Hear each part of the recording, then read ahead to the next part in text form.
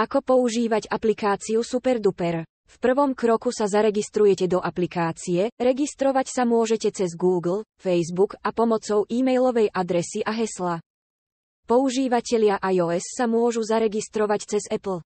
Po vstupe do aplikácie sa zobrazí obrazovka so zoznamom. V spodnej časti obrazovky je tlačidlo, na ktoré je možné kliknúť. A zobrazí sa možnosť výberu názvu zoznamu. Môžete si vybrať z preddefinovaných názvov alebo pridať manuálne.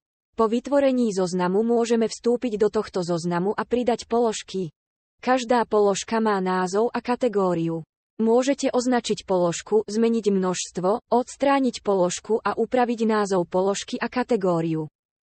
Prémioví používatelia majú možnosť odstrániť reklamný banner a pridať obrázok k položke zo zoznamu.